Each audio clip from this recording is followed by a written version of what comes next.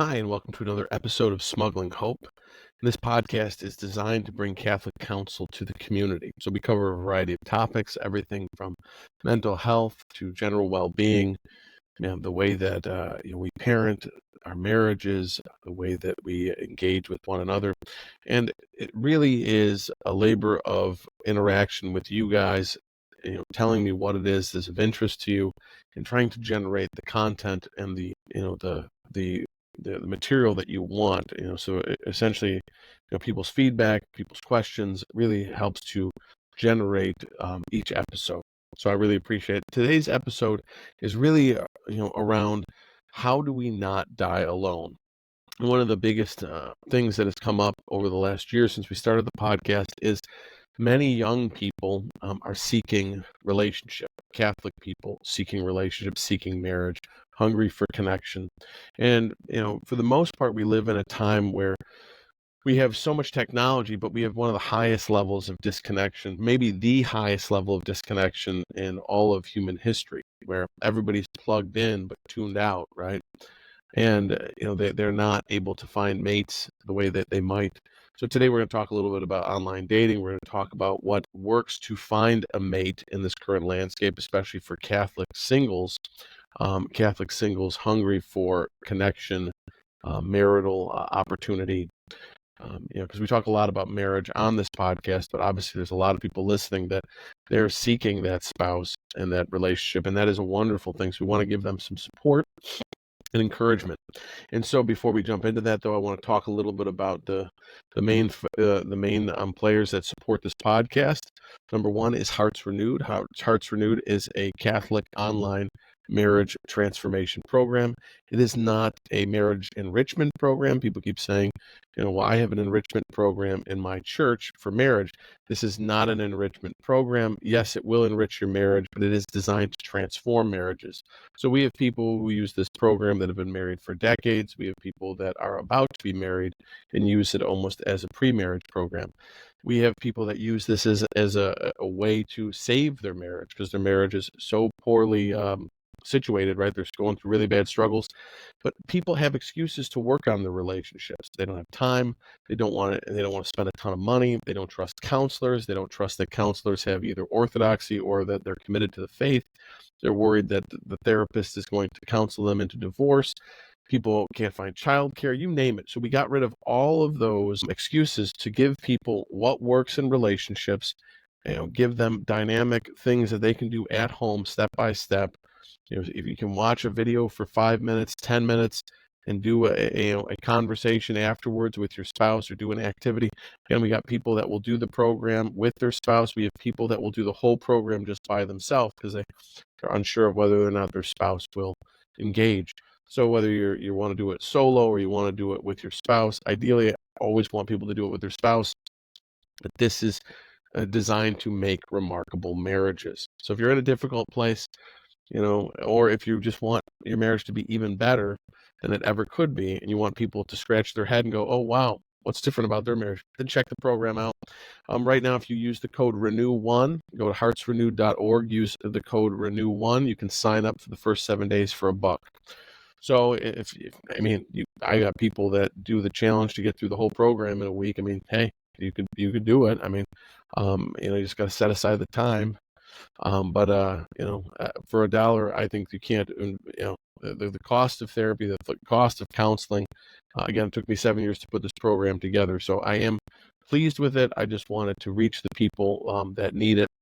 So again, if you don't need this, talk to people about it, tell people that this is available, and it's a super simple way to radically shift your mindset about marriage. And then the second, support for this podcast is the Chesterton, school, high school in Buffalo here. And that is a classical high school in the Catholic tradition. Maybe I'm saying that wrong. Maybe it's a classical high school in maybe it's, but it's a classical education in high school age children, right? So we got 14 to 18-year-olds. It is a local school effort. And it is, again, built around 3 pillars to form, young people spiritually, to form their character and to form their mind, their intellect.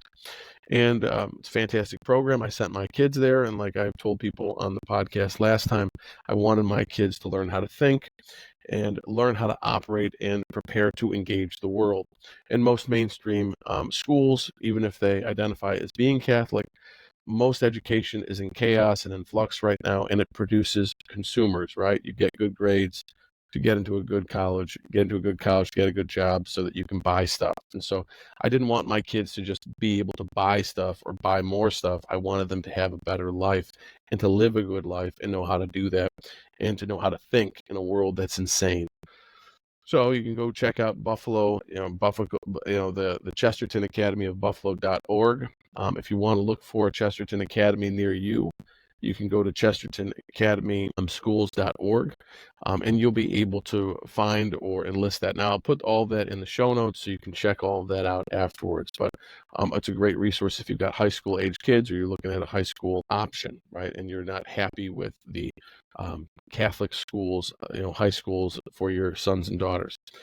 So again, I'm in Buffalo, so I know a lot of people. I got people from Australia on here. I got people from Canada, and Europe and different places. So you can bring it to your zone as well. So today, we're talking about how to not die alone, and a lot of people have this fear that they're going to at some point be alone, and I think that that's a normal thing, right? And that's, I think, a really big component. So I'm going to tell you a little story periodically. Like I like to start off the podcast with a story, so I'm going to start this one off with a little one. And this is from Taking Flight, a book by Anthony DeMello from years ago.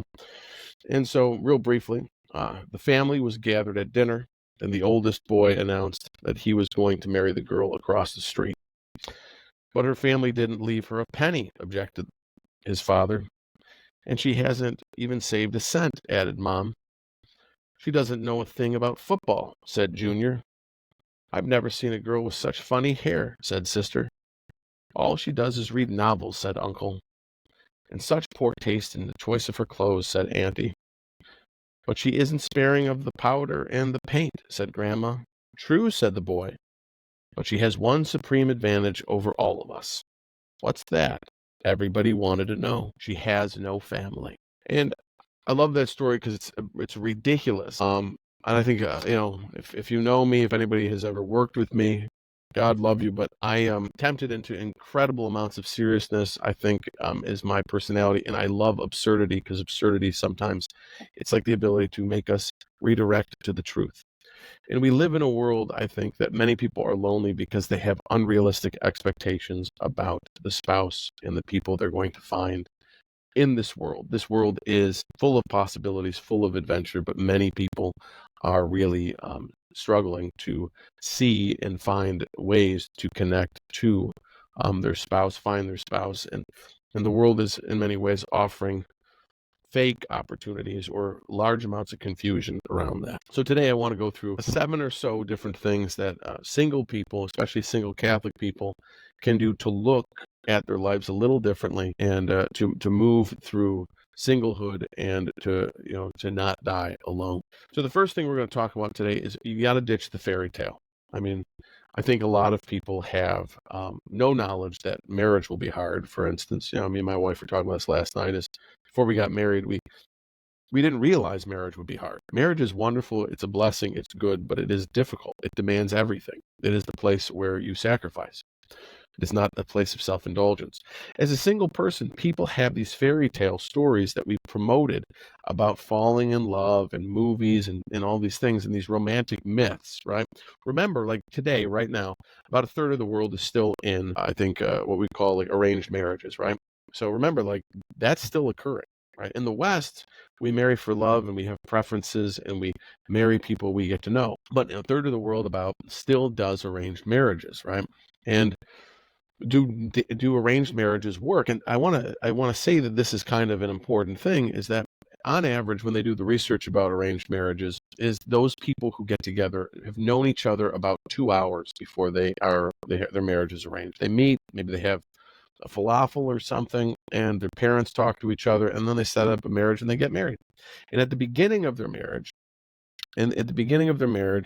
done these surveys, not surveys, but statistical studies.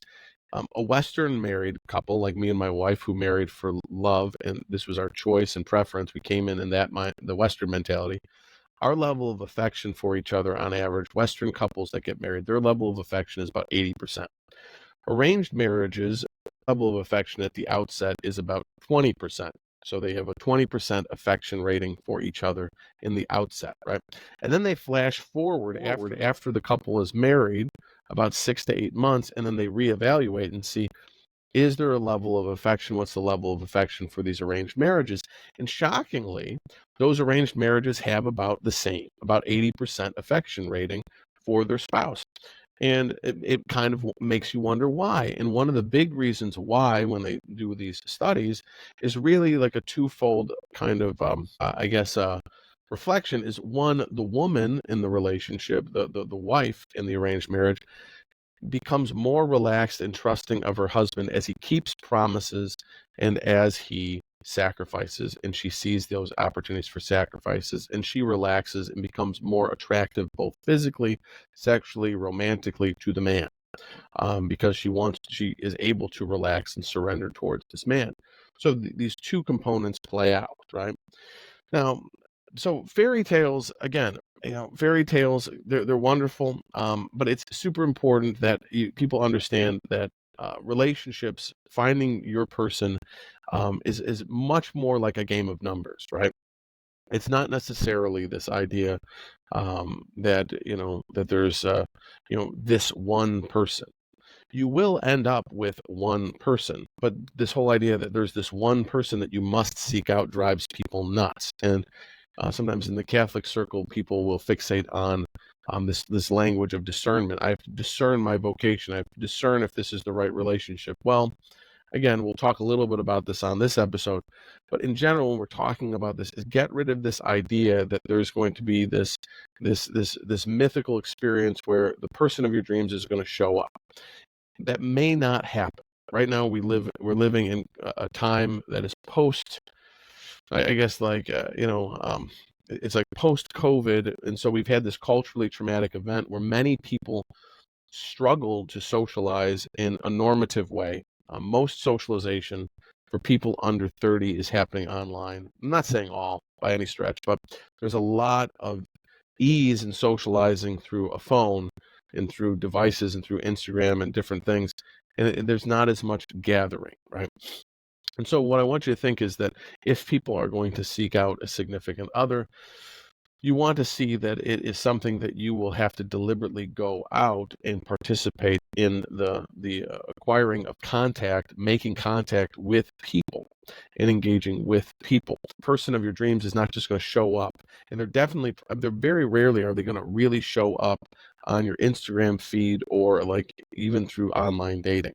You're going to have to be showing up and moving into a place where you're actually encountering people. And again, if you're doing online dating, it is still a game of numbers, which means you have to keep showing up, have to keep going on dates. Now, it's funny, I don't think I've said it on this podcast, but I've talked to people about this. Back in the 1920s and the 1930s, before the Second World War, dating was different then. So when you dated people in the 20s and 30s before World War II, there was an idea you dated people starting at 8th grade, and in 8th grade, you dated different people. You went out every night of the week as a young person, 12, 13, 14, and into high school, because you were getting married 17, 18 years old. So at 12 or 13, you were going to the soda shop, you were going to go for a walk, and you're going out with a different girl or a different boy every day to expose yourself to what it was like being around the opposite sex. And that really normalized the experience about being around the opposite sex. And people were not afraid of beauty. They weren't afraid of the opposite sex. They weren't afraid because they saw all of this frequency and they were not attached to a single person intensely. And then after, like, it's very odd. There's obviously the war, and then there's the experience of the sexual revolution. But back in the day, like before all of that, back in the, like I said, the 20s and 30s, before this all radically shifted, there was less danger of people getting into impurity and things dating, because you knew you were going out every night with a different person, and there was not this fixation on one individual that would lead you into sexual sin. Because if I went out with Sally, I was going to go out with Laura the next day, and then I was going to go out with Kim the next day. And Kim, the boys who were interested in Kim or Sally or Laura, they knew that she was going to go out with me. So there was not this obsession of I'm going to be with her, and this going steady kind of thing, or we see it as like a pseudo purity culture where it's like, well, you're dating for marriage. That has kind of been warped since, I would say, the sexual revolution, where people are so fixated on one person, right? You get locked onto one person.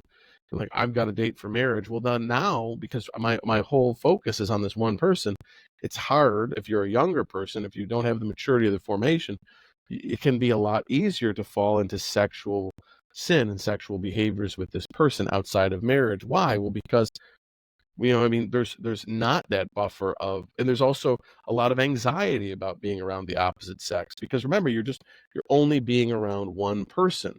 And that monogamousness, like, before marriage, in some ways, that monogamousness, that intense monogamousness before marriage, makes people anxious and makes people unable sometimes to figure out what they really do want and what they're really comfortable with. So it's just another idea to think about. And so there's nothing wrong with dating different people. I think a lot of people look at this as like a negative in our society, where I know, yes, there's the whole discarding of people through swipe right or swipe left or whatever it is that's going on. But in general, being around people, being exposed to people, and seeing what you like and don't like is not a bad thing. And, if you're going to have a successful relationship, you're going to have to show up, and you're going to have contact with real people. And so we really want to reduce the anxiety. If you're always behind a screen, if you're always doing the Instagram, always doing the Tinder thing, you're always doing like whatever the dating app that you're using. Tinder's more for sexual hookups, from what I understand. But I assume like people are doing Catholic Match. These things, was people put themselves behind a screen, it's not giving you the neurological information you need to be confident with the opposite sex. So I strongly encourage people to go. I mean, there are people locally in Buffalo, they're organizing, singles events. This is such a powerful thing, because then people become less nervous being around the opposite sex. There's less of this pressure of, I've got to be with this one person. I have to be coupled up. Because if I'm not coupled up, well, then, there's this anxiety. So get rid of this fairy tale that like there's just this one person. You will end up and you will need to choose one person, and that is your choice. But the idea that there's this magical one, the one is the person that you become. You have to become the person that you want to be in relationship with. That's important. So the side effect of this is, number one, you have to put yourself out there, like in a physical sense. Again, if you're doing online dating, just continue to persevere with that. But the idea of the one, just for a second, is you need to think about, am I on track with the kind of person that I want to be with, right? So if I write down, if I create an avatar, which is, an avatar is like a term for the kind of person I want to date, right? I want her to be interested in this, and I want her to be interested in that, and I want her to look like this, and I want her to value that. Well, then I have to look at that avatar and figure out, where are the pieces that are missing in me? Am I doing all the things already? Because I need to then show up, because that avatar, that person exists. In marketing, they say there's a person at every price point. So if you're listening to this, you have to realize that the person you're looking for does exist. If you don't believe they exist, you've already lost. So you have to believe, because you will believe what you believe. You have to believe that person exists. And if you have that avatar, that person that you do want to date, you have to start becoming that person who has a faith, that person who takes care of their body, that person who has a good relationship with their family, that person that, is self-sufficient or independent, that has healthy relationships. You need to become the one. You can't just be seeking endlessly, because you're not going to look at someone's profile and think that that's exactly who I'm getting. Because realistically, you're not going to know everything about that person, just through their, that's marketing. And everybody who's using, social media, or they're using online dating, realize that is a business, and their job is to keep you clicking perpetually forever. If you find a mate and you get married, that's that, but that's not what online dating is made for. It's made to make you click and swipe and click on and on and on and on, because if they lose members because they're all getting married, then they go out of business. And again, people may argue that, and maybe, and again, it doesn't mean that people don't get married from online dating. It's just that that is not really their goal. It is a business. So keep that in mind, okay? So become the one, and get rid of this myth that like there's this one person out there that I must find. No, you need to show up. It's a game of numbers. The more you show up, the more people you run across, the more likely you are going to find a person you are compatible with, that you fall in love with. And that's important. So get rid of that, and so that's the first component here. So the next thing that I want you to think about, if you are seeking out love and trying to rock the singlehood, so to speak, and move towards a vocation of marriage, and get out of this fear of dying alone, is you want to understand your attachment style. And this helps you figure out how to operate in romantic interactions. And a lot of people are unfamiliar with attachment styles. I mean, I'm sure you could Google it, maybe you could YouTube a bunch of things. But knowing it helps you to understand how you operate in relationships. And awareness is key, because the more you're aware, the more you can be effective in conversation. So there are three key attachment styles that people have. The first one is what we call an anxious attachment style. And anxious attachment really has to do with people will have fears of rejection and abandonment. People that have an anxious attachment style, they can be clingy, they can become jealous. They're people that oftentimes need a lot of constant reassurance that they're attractive. They need validation. Oftentimes they try to get validation from other people. So even if they're in a relationship, they're seeking it out from people outside of the relationship, which can cause problems with boundaries and all this other stuff. Then there are people that have an avoidant attachment style, and these are people that, for the most part, they really struggle with forming and maintaining close relationships, right? So they oftentimes are pulling away. These are independent people that value their independence. They are very self-reliant oftentimes. They have they have a fear of rejection, but instead of looking for reassurance, they like pull into themselves, right? They are quiet. They are, sometimes they go off and they build more things, do more things on their own, and that can make them depressed and isolate. So one goes inside, one goes outside for validation, and then you have people that have a secure attachment style, where they have an ability to have closeness and intimacy, and they can communicate effectively their needs and feelings. So you want to understand your attachment style. We all want to move into more of a secure attachment. And in this podcast, we've talked multiple times about developing what we call a logic of appropriateness. On this online program, I do it with the married couples.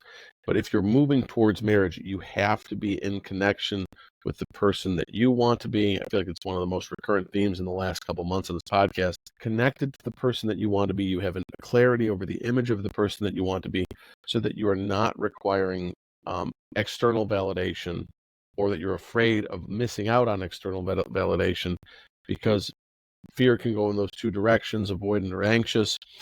And we need to maintain like our confidence from the inside out.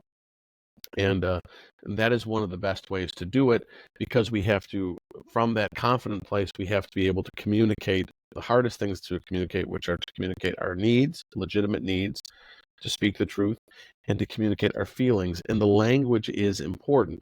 Language, especially the language of feelings, reduces fear, right? It reduces fear, because people then can access that information. So if I'm out on a date, and the woman I'm going on a date with says, "Well, how are you feeling?" And I say, "Well, I feel fine," or "I feel good," the other person doesn't understand those aren't actual feelings. And so the other person then is either going to ask more questions, going to be silent, but they're going to start to get anxious themselves, because they can't get a good read. Now, if I'm on a date with a woman and she says, "Well, how are you feeling?" and I decide to describe with the narrative, many men find this easier than accessing feeling words, because both men and women are not exposed to feeling language for the most part. We say a lot of evaluatory language. We say like we feel like crap or whatever it is. But if I tell this person on a date, "Well, I feel very tired. I worked double shift, And I feel a little sad because, I had to put my dog down yesterday. Well, this woman was going to understand based on that language, she's going to more easily move into an empathetic or compassionate stance, and vice versa. The man can do the same because we're using specific language. So we want to master, if we're on this journey of singlehood into marriage and we're pursuing relationships, we want to master language. We want to figure out how to communicate our feelings and our needs. And I encourage people, if you figure out your attachment style, right? Are you avoidant? Most of us are either more avoidant or more anxious. I think that, and we can bop around again, but we want to always be trying to move towards secure.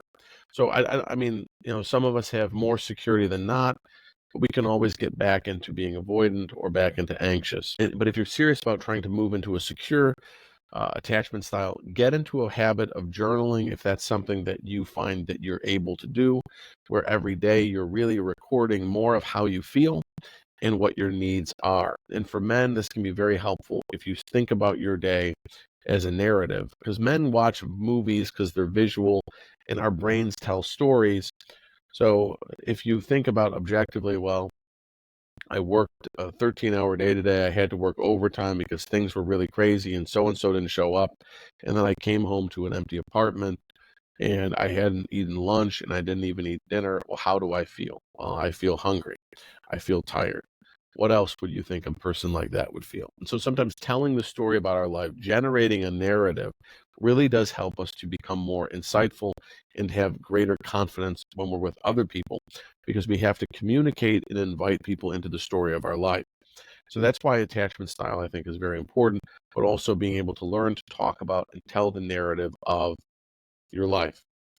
So the next thing I want to talk about in the land of singlehood is, if a lot of times people get stuck with this. They're waiting for the world to pick them. They're waiting for women and men. They think they're going to show up at a gas station, in some place, and some guy or some girl is going to see them, and their eyes are going to lock, and they're going to be discovered by the love of their life.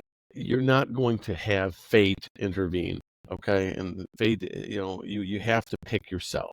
If you look at Jesus himself, Jesus picks himself. Christians need to pick themselves. Jesus doesn't sit around and go, well, I hope somebody picks me.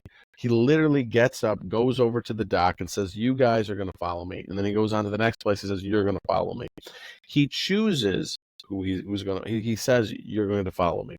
And so for us as people, we have to make the first move. We have to take action. We have to pick ourselves. And again, if we don't have the confidence, it's very hard. But you don't want to wait around for fate. And we don't want to kind of, not take initiative. I think that there's a lot of confusion about initiating. I know in the traditional movement, a lot of women are waiting for men to initiate. They're like, oh, this man should call me back. He should text me. And guys are like, well, I don't think that the girl's interested. She didn't initiate anything. She didn't respond. Stop waiting for the other person. If you want the relationship to succeed, continue to follow up with the person of interest. You initiate. And initiating is the hardest social activity, right? Because there's three ways that we engage socially. The first way is through reaction, right? Reaction is easy. I see a spider, I kill it. That's a reaction. Something happens and I have a reaction, right? Then the second social activity is a response. Somebody mails me a wedding invitation and I say yes or no. But it's done for me. Somebody sent me something and I just respond.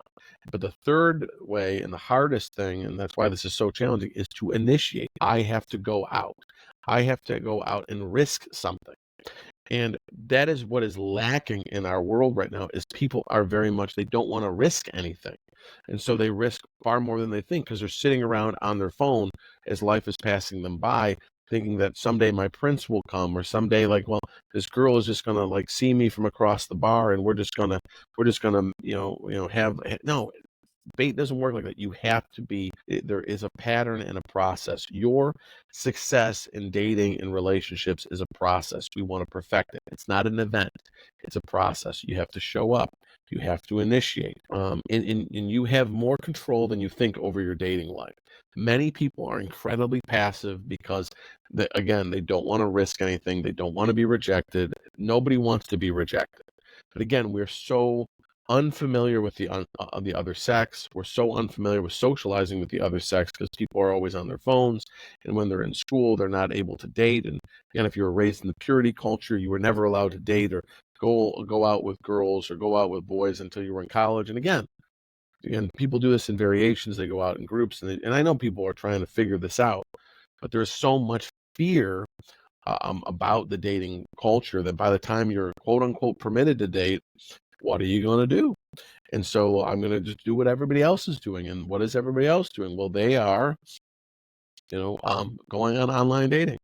And it's fascinating. I think, there was a viral tweet a while back, and I know Matt Walsh had it, and I can't do it verbatim, but it got viral because many people were upset by it. But it was essentially that, and it was written for men, but the same thing could be attributed to women as well, in a different variation probably. But it was that, it was advice towards men that really wanted to find a spouse and were like nervous about dating. And it was that you should take some time off of whatever you're doing for work if you're single and spend a couple months traveling or working remotely or doing whatever and going to different diners across the country and really essentially like, trying to, pick up, not pick up, but trying to ask out attractive, eligible women that are working at diners across America. And and people got a lot of flack for that, and they, I mean, for a variety of reasons. But the key thing that he mentions in his breakdown of it, and the thing I think is very, very important is, you know, just the whole idea that people don't want to have an adventure anymore. People are afraid, men are afraid to have ambition, women are afraid of men. And so this whole experience is, well, again, there's nothing wrong with trying to find love and trying to pursue the attractive woman that is at this restaurant, right? And there's nothing wrong with that, or to ask out the pretty woman who cut your hair, but you have to risk something, and men need to be okay with risking things. And again, the culture has built up that women need to be self-reliant, and so that becomes. And again, I'm not saying that women should not do things or work. That's not what this is about. But the whole idea that if you want to date somebody, men have to have something that they can do. And so for the female component of this, so obviously for men, like they need to be able to risk things, take adventure, and show up.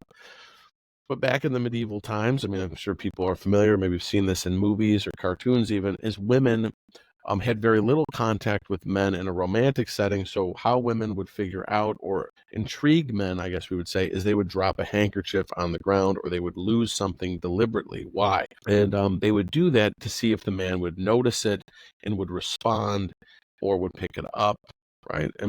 In the chivalry kind of way. And that exchange of she offers something to the man and the man does something in return gave her an advancing ability to trust him. And so if you're a woman and you're listening to this, if there's a guy in your periphery that you're interested in, there are ways for you to see if the man is at least interested and trustworthy, is you have to provide him with an opportunity in some ways to serve you, because you need to see if he will sacrifice for you. And so if it's the simple thing of, you left something behind at church. Well, did the guy that was sitting next to you that you liked, did he remember and call you and text you back? Well, that's good. He's thinking about you. But if there's no invitations to things and you can do everything on your own, well, there's no vulnerability. So men are going to be like, well, she doesn't need me. That's what's in men's mind. Well, she doesn't need me. She's not even available. And oftentimes these are the women that are really desperately seeking a relationship, but they're seen by men as completely unavailable, and so it's super important. There has to be room. We have to make room for adventure and risk, and to exchange. There has to be an interaction, not on a phone, not through texting, because that's not real. It's not giving our brains neurological activity. We don't know how to socialize. The phone is not going to make up for this. If you're listening to this, I guess my stop point, the highlight this in your mind is, if you're going to date, you need to put the phone down and you're going to need to go out into the actual environment to have real interactions with real people. If you want the confidence to date more and to make it further in the dating cycle. So super important because your brain needs that information. In part, really, like as an example of this, and I have this on the marriage program when I talk about communication, is if you ever see a dollar bill, on the dollar bill there is a pyramid, and on the top of the pyramid, if you look at it, there is the Eye of Horus. And why that is there is that to be at the highest level of the social hierarchy, to be at the high level of social ability, is to have dominance over your attention. You have to push your attention out into the environment. You can't do that with a phone. You have to sit, whether it's at a diner, whether it's at work, whether it's at church, whether it's at a young adult group, whatever, and you have to push your attention out so that you can see and take in information and be attentive to the person in front of you or across the room from you in order to get that neurological feedback, because there are automatic things socially that we learn, but we have to push our attention out. And our technology really has restricted our attention to ourselves. So we're very anxious socially. We're very afraid of what people think. We're very afraid of upsetting people. And sometimes that's for good reason, but I do believe that things have gone kind of off course, right? I mean, I've joked about this on the podcast before, is like in the Barbie world, there's no need for dating. There's no need for men, right? So if you've seen the Barbie movie is satirical and quite and funny and incredibly sad, because if you're familiar with it, Ken is in it and Ken loves Barbie, but Barbie has no need for him. He's essentially useless. And so that's where we're at. Women have no need for men, but yet they want to date them. So you're going to have to produce, there has to be some space for men to be men. But in a world that is afraid of men, and I'm not saying that men don't deserve the reputation sometimes for what it is, but it's only a call for men to be even better. Like I don't feel bad for us. We have to grow up and be better men, and inspire other men. So going back, make the first move. Get out of this idea that fate is going to intervene and someday your prince is going to come. You're going to be discovered. Pick yourself. You say, I want to do this. I'd love to do this with you. Initiate. I don't care if you're a man or a woman. See this process of initiation as a exercise, something you have to practice. You have to practice, and you have to practice over and over and over again till you become relaxed. Because when you do it from a relaxed way, you're going to get more yeses and a lot less nos. And I think it was freshman or sophomore year of college, we had a sociology professor, and he had a group of he was a wonderful man. I think he is now passed on, but there was a group of 6 guys that had done a experiment that they were eager to do, because all of them were very nervous about asking women out. And the professor he had suggested, for their experiment about I don't know, mating and dating rituals, that they could inoculate themselves from the fear of rejection by sheerly just going out, and he gave them the task of getting 100 women to reject them. And he suggested that these 6 men, these 6 guys in my class, that they go out and they try to cumulatively, none of them had a relationship, cumulatively, these 6 guys were supposed to find women that had identified relationships, because they would have to have a wedding band or an engagement ring, and then to ask those women out and see if they could get their number. And the byproduct was supposed to be that they would get rejected 100 times. What they discovered was they really only had a 30% failure rate. I don't know. I mean, these are the bars in Niagara Falls, people. I have no idea what's going on up there. But apparently, like, they were shocked by the fact that a lot of women were not rejecting them. And they really only, I think, when the guys gave their presentation, which I thought was fascinating, they didn't get, I don't even know if they got to 100, but they just noticed all of these changes in themselves socially. But again, you have to see this as an exercise, not and as a practice, not as this competition, like, oh, I've got to get her number. Get rid of this pressure. You're going to be able to find somebody, because, again, if you have a desire for a relationship, God is not going to give you, he's either going to give you, fulfill your desire, or he's going to give you something better. Because if he didn't, like C.S. Lewis talks about, if God doesn't give you the ability to have that desire fulfilled in part, he'll give you something better. Otherwise, he proves that he's a torture artist, and he's not. So he's going to fulfill that, or he's going to prepare you for something even greater. But you got to show up. So, make sure that you're aware of that. The other component here is we want to make sure that we have embraced our powers of vulnerability. And this means that you have to have knowledge of who you are and, what you're good at, where you struggle, and have an awareness of this. And to come from a place of vulnerability so that, because vulnerability is attractive, people want authenticity. There's a reason why Joe Rogan is as popular as he is on podcasting and social media. If you don't know who Joe Rogan is, I think a lot of people do, but he kind of is like, an average person who's genuinely interested in people, and he's authentic. They tried to get rid of him on Spotify years ago because he had more views and more people were listening to Joe Rogan than they were listening to CNN because they could trust him. And so authenticity is what people want, and people want to trust the other person. And if you want a woman or a man to trust you, you have to bring your authentic self. That said, you have to be acknowledging of the fact that there is a burden or a weight to transparency. There's a burden to what you disclose, right? So you may not want to talk about your childhood trauma on your first date. You may not want to talk about, I don't know, what you saw in Afghanistan on your first date. You may not want to talk about these things. Talk about how, your ex was abusing you, on your first date. These things, you need to feel comfortable as you share these things. If you feel pressure, slow down.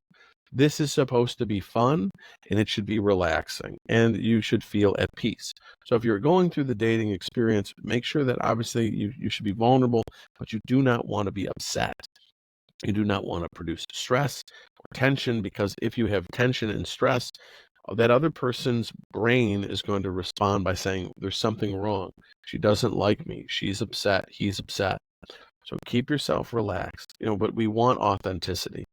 And really think about, like, well, where am I strong and where am I needing to work? And that's why I said getting that avatar up and thinking, okay, I want a woman who is athletic or has a prayer life, or, okay, well, you need to be going after being athletic or ambition or doing things. Because this woman who's all these things, who is she going to be attracted to? Some guy who's playing video games all day, who never goes to church, doesn't pray, doesn't have friends.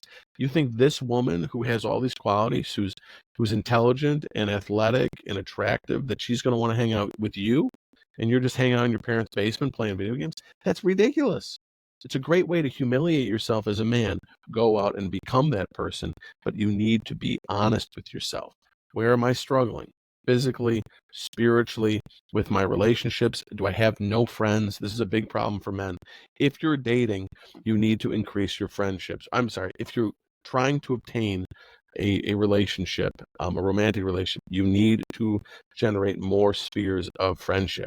And this is a big deal in the Catholic world, because I find a lot of Catholics afraid of other groups of people, and maybe for good reason. But the isolatory nature of it is like, well, I don't want to be with anybody who doesn't believe what I believe. And it's very, you may get lucky. Maybe you'll find somebody who's everything you ever wanted. But like I started the podcast out with that story, we have really ridiculous expectations. If you are afraid of other groups of people, you're going to be limited. You're going to be limited in who you can obtain, and you also are limiting what God is doing. Now, I'm not saying you need to have a missionary marriage or a missionary dating situation, but what I'm saying is, if you love God, if you love God and you have a formation in your faith, if you're a woman or a man, that is attractive to the person you will date and want to marry. In my family, I would say that, I've seen this with my own brother-in-laws, where maybe they were not necessarily on fire for the faith, but my sister-in-laws, in many ways, in dating them, their consistency and their authenticity in their faith brought them both to the faith in an intense way. So they both practice the faith, I think, better than many people ever would. And it's alive, but it's alive because of, I think, my sister-in-laws, their relationship with Jesus and their authenticity. And obviously that says a lot about my in-laws' formation of them. But we cannot be afraid of people just because they're not practicing a faith, right? Maybe they're not practicing it yet. But you don't go out trying to fix people or change people. You need to be living the faith. And you need to be doing it not just when you're out at a bar or out here or out there, but if you're going to go to a sporting event, you're going to go to a line dance, you're going to go to a country concert, or you're going to go, to the gym. or at work, be consistent, right? Holiness is attractive. And some men and some women are going to be really drawn to you. And if they're not drawn to you, you're going to make them think about why they're living their life, and they're going to be repelled by you. And that's fine. But we should not be afraid, because think about it. Catholicism spreads through attraction and relationship building. So you need to go to other places. You cannot just stay in your little group. And if you find that the group that you're a part of is not giving you, maybe you're not finding, the person, you're not finding people that are attractive to you for whatever reason. Well, again, you have your young adult group, you have your core group of friends, but go to other places, do other things. And it's helpful if you're doing this, with friends, because that way you're not intimidated or shocked by the world, which you shouldn't be. But that's important. So keep that in mind. If we're going to pursue relationships, we need to pursue friendships as well, because our romantic relationships they're healthy oftentimes because they begin with mutual respect and friendships and not fear. And again, if you're afraid, fear is a bad counselor, and it's going to shrink your dateability, because people are going to see you as not confident. Or if you're a woman and you're afraid, it's going to make you either very submissive to very evil men or evil intentioned men, or it's going to make men think you're not interested, because you're going to look very distracted. So it's just not a good situation. And for guys, we just don't take action, or we act stupid, which really I think sometimes isn't too hard for us, right? So be aware of, again, get that avatar up. Who is the woman or the man I want to date? I want to be with this type of man. I want to be with this type of woman. What kind of woman or what kind of man do you have to become to attract a person like that? You have to build yourself up so that you'll find that person. You'll show up to the places that they are. And again, like it's a marketing problem for most of us. Okay. So again, if you are dealing, as we talk about vulnerability, if you're dealing with a lot of self-doubt, this is something I challenge you to do, is I want you to think about a lie. So for instance, when I talk to people about this, like, they will have a lie that's getting in the way of their dating relationship. So it's like, I'm not attractive, or like, I'm not successful, or whatever it is. So write that down. But then that's the lie, right? Because people are, objectively, right? Both men and women will find mates, right? They can find mates. Men, it's a different trajectory. Women, it's a different trajectory, right? But, if you have that lie next to it, write 30 counterpoints that disprove that. So if you say, like, okay, I'm not successful, well, I want you to write down 30 reasons why you are successful. I pay all my bills. I have a car. I have a home. I obtained a degree, right? I go on vacation. I have this much money in the bank, whatever it is, Now, this idea, I'm not attractive. Okay. Well, okay. Show me 30 counterpoints. Make a list of 30 reasons why you are attractive. The guy at the restaurant hit on me yesterday. People compliment me on blah, blah, blah. People always say how cute I'm dressed. I don't know. Write the 30 things down. If you can't get to 30, you have to think about what you actually need to start doing to confront the lie, because you don't just surrender to it, you have to confront it, because you have to alter your identity. If your identity is such that you don't believe you're attractive or lovable or successful, well, then you're not going to experience those things. It's like, it's like a self-fulfilling prophecy, but your mindset will inhibit you from taking the actions needed to produce the results you want. I'm not going to repeat that because it sounds complicated. So you rewind it and you can listen to that again. It sounded intelligent. So I'll just leave it on the take. But I need you to think about that. What is the specific, right? What is the specific lie in the 30 counterpoints? Because you need to be confident in confronting that this is not true. And because you have to be living differently with an identity that permits relatability, and you need to know that you're a gift, and people should want to marry you, should want to date you, that you are an amazing man or woman, and you are attractive and lovable. And you have to work to create that, okay? And again, you also have to have acceptance over certain things, right? And so the other thing is that, again, I told you to put the phone down. You need to master the dateable conversation. So what this means, again, is push your attention outside, and you have to be listening to the other person. If you are a man, Men need to understand that when you're with women, you do not want to be generating negative emotion with the woman you're trying to date. And if you're a married guy, you definitely don't want to be trying to generate negative emotion in the woman you're married to. Because women carry, as I've said on this podcast, a higher level of negative emotion than men. So if you're on a date, you want to be curious about the good. I think men and women should both be curious about the good in each other's lives and talk about the best moments of the week. It's a simple process. I'm not trying to be formulaic, but start there because it will relax you and allow you to be present. It'll also help you both to experience positive emotion around each other. And then there'll be more clarity. It doesn't mean that you're going to be blindsided with like surprise, like you're not interested in this person. You're going to be at peace and relaxed, and your brain can take in more information. So spark positive emotion in the other person, especially if you're the guy. Spark the positive emotion in the woman.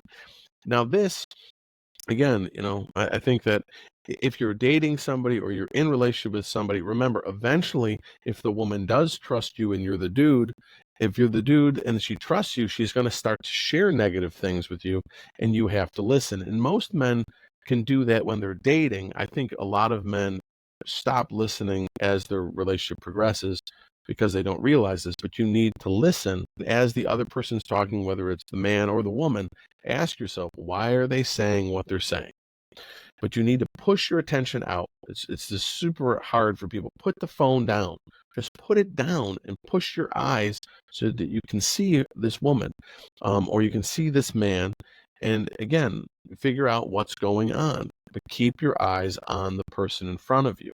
And some people have to, again, put yourself in certain positions at restaurants or different locations so that you're not distracted by other things, but the technology should go away. If the phone is out on the desk, the table, that is a sign that you're not interested in the other person. So out of respect, phones away.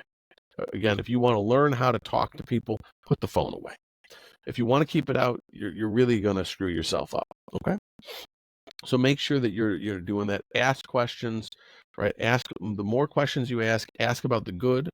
Figure out if you go on a date with somebody, figure out what it is. Again, what is their superpower and what is one of their dreams? What are their dreams? Because if you're going to partner with somebody, the more you know what their dreams are, the more you can either envision a future or not. If people are unable to communicate their dreams or their future hopes or aspirations to you, that means their confidence is usually pretty low, or they don't trust you, or they just don't trust people. And that just means you have to either be with them to build them up to get to that point, but really want to figure out like what's right with this person. Because if there's stuff that's wrong with the person, you'll figure that out regardless, okay? That's not a shocker, okay? It's much easier though if you start with what's good, because it'll be a lot easier to let go if there's red flags. I can't say that enough, right? If you do start with what's good in the person, when the red flags do show up, it'll be a lot easier for you to be like, okay, this isn't a good move.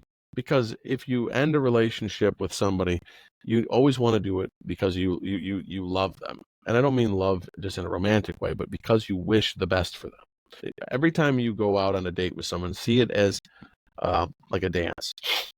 See it like this is your partner in this little crazy dance, and you're learning how to love and do relationships and talk. It is an exercise. It is a practice. It's not something you're going to do perfect. This person might be with you for the next 70 years of your life. They might go on one more date next Thursday. I have no idea.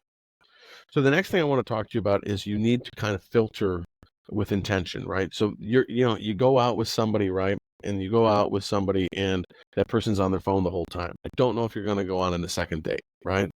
You meet somebody, and again, right off the bat, you're not going to meet probably long-term relationships through Tinder or a lot of these fast-paced hookup apps. You're probably not. It's just not going to happen because the intention of dating long-term is not there. A lot of the social media activity, a lot of the whatever it is, the online dating circuit, it's very prohibitive to long-term relationships because it's constant distractions. Phone buzzes, another match for you. You're dating 7 people at a time. But again, very difficult. So you got to be honest with yourself. If the person doesn't hit your spec for who you want to date, then just leave them alone. Wish them well. Say I don't, and be honest about it. If the values aren't there, I mean, just be honest about your values. This is what I value. This is what I want. Again, it's a lot easier that you date somebody for a month or you date somebody 3 times than you carry on a 3-year relationship or end up in bed with them or end up doing all types of craziness with them just because you're desperate, right? Not helpful, right? So make sure that you understand your values. Make sure you know them. It doesn't mean you always have to talk about them, but you should write out what do I value, what are my deal breakers, so that you can so that you can filter out the garbage. Well, I'm not saying that, but filter out the people that are not going to be people that you have a future with, right? So there's nothing, again, but these go on the lines of values and deal breakers, and be honest about it. Yeah, okay. The last thing I want to talk to you about is you're going to have to, if you're in a relationship and it seems like it hits the marks, you need to nurture it. You actually have to invest in it. You're going to have to invest in it, and again, it goes back to you're going to have to take risk, you're going to have to sacrifice, and you have to get rid of the idea that there's just going to be this warm, fuzzy feeling. If you've been single for a long time, if you're in your 20s, late 20s, 30s, 40s, and onward, like you have a lot of experience in life, and you also, you don't want to waste a lot of time. You're not 16, you're not dependent on your parents. You may want to really have a family. You may really want to be able to, start living a married life. So really important that you kind of, if you're in a relationship that seems like it hits a lot of the targets, don't be afraid to invest in it. The worst thing that happens is that the relationship ends, and every relationship ends, right? But if you have a relationship and it goes poorly, you always have to think that you've learned something. So if you're a person that's had a lot of kind of baggage with relationships, write down all of the people you've dated, right? I don't care how many they are, but especially the ones that were painful breakups or losses. And next to that person's, at the end of that relationship, I need you to start thinking about it, that it was a learning experience. So next to that, what did I learn? When I dated, when I dated Tom, what did I learn? When I dated Sarah, what did I learn? Whatever the thing is, right? What did I learn from that relationship? Because every person that you date is, even if it didn't go well, it should be making you a better version of yourself, making you better for the next person you're going to date. You just don't stop. If you want to be in relationship, you can't stop. You have to continue to persevere. So I think that that's a very important component. So for those of you that have listened, hopefully this is at least going to give you some kind of jump start. But remember, this is a numbers game. You have to show up, and I would encourage you to come up with a process for dating. You do not have to take that process of going across the Midwest and going to diners and asking every pretty, waitress out. But you may want to take a practice of, I'm going to ask 1 or 2 women out a week, or 1 or 2 guys out a week that I see are attractive, and get inoculated from this fear of being rejected, and have fun with it and stop being so afraid. Honestly, like, it is, I think, sometimes the best compliment you can give somebody, right? If you ask somebody out because you've noticed that they're attractive, that really makes people feel attractive. And maybe they're in a relationship or whatever, but that doesn't mean that experience didn't help that person, because maybe they haven't been told that they were attractive or felt attractive in their relationship for 10 years. It doesn't mean that person should leave that relationship. Doesn't mean that at all. It just means that you giving that person a compliment by asking them out or telling them that they looked attractive, that builds people up. Not everybody is going to say yes. Now, here's the second caveat to this is, when people say no to you or they reject you, you have to realize they don't know you.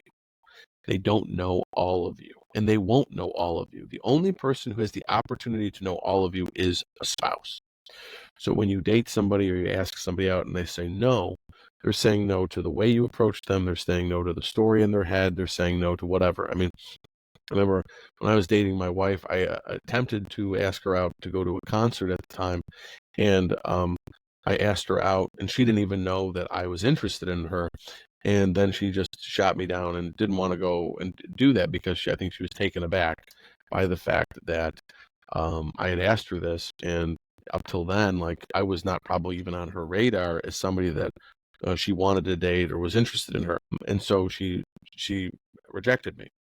I guess to say that, I guess she just said no, but she didn't know me, right? She didn't know me. And then the whole summer afterwards, she thought about me until we kind of met back up.